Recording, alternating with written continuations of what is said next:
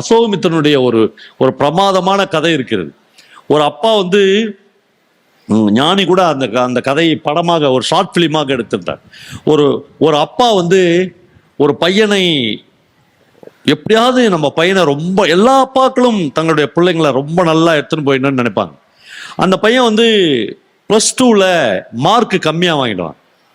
+2ல mark கம்மியாயிட்டோடனே இந்த அப்பா ரொம்ப பதட்டமாயிடுவார்.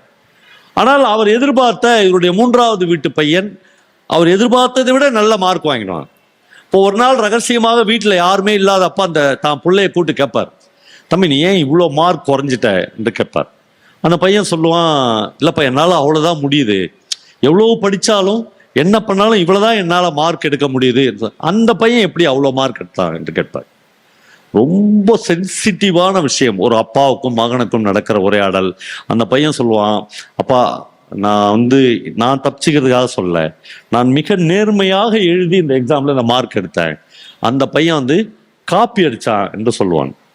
அப்பா சுற்றி யாராவது இருக்கிறார்களா என்று பார்த்து விட்டு தான் மகன்கிட்ட சொல்லுவாரு, நீயும் காப்பி அடிக்க வேண்டியது தானே என்று சொல்லுவார்.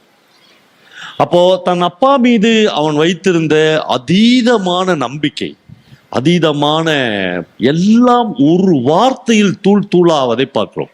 கிட்டத்தட்ட இதை நேரடியாக சொல்லவில்லை என்றாலும் கூட எல்லா பெற்றோர்களும் அந்த மனநிலையில் இருக்கிறோம். நம்ம புள்ள மட்டும் பாஸ் பண்ணிடணும், நம்ம புள்ள மட்டும் நீட் எழுதிடணும், நம்ம புள்ள மட்டும் டாக்டர் ஆயிடணும், மற்றவங்களும் அந்த உலகம் எப்படி போனாலும் கவலையே இல்லை. நண்பர்களே, ஒரு மிக சிக்கலான உலகத்தில் நான் வாழ்ந்து கொண்டு இருக்கிறோம். எனக்கு வந்து ரத்தனவேல்னு ஒரு ஃப்ரெண்டு உண்டு. அவர் ஆடிட்டராக வேலை பார்த்து லோக்கல் ஃபண்ட் ஆடிட்டர் வந்து ரிட்டையர் ஆயிட்டார். அவர் சொன்ன ஒரு விஷயம் வந்து அப்படியே எனக்கு திடீர்னு, சென்னையில் ஒரு அப்பார்ட்மெண்ட்டில் அவர் குடியிருக்கிறார்.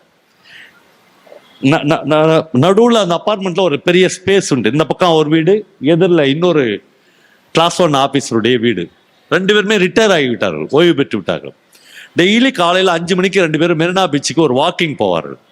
இவர் தான் எழும்புவார். எழுந்துச்சு அவரை ராமநாதன் சார் அப்படின்னு கூப்பிடுவார். ராமநாதன் சார் அப்படின்னு அவர் அந்த பக்கம் வருவார். 2 பேரும் வாக்கிங் போவாங்க, ஒரு அருகம்புல் ஜூஸ் குடிப்பாங்க, எல்லாம் முடியும். இவர் ஒரு வாரம் தஞ்சாவூர், சொந்த மாவட்டம் அவர், ஒரு வாரம் தஞ்சாவூருக்கு போய்விட்டார். வந்துட்டு அவரை கூப்பிடுறாரு, வரல. காலைல 6 மணிக்கு கூப்பிடுறாரு, அவர் வரல. அவங்க ஒய்ஃப் வராங்க. சார் எங்க மேடம் அப்படின்னு கேட்குறாரு. அந்த அம்மா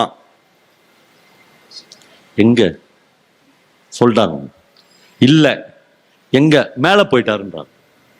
இந்த ஒரு வாரத்துக்குள்ளாக ஒரு மனிதன் 65-70 வருடம் வாழ்ந்திருக்கிறான், வேலை பார்த்திருக்கிறான் அரசாங்கத்தில்.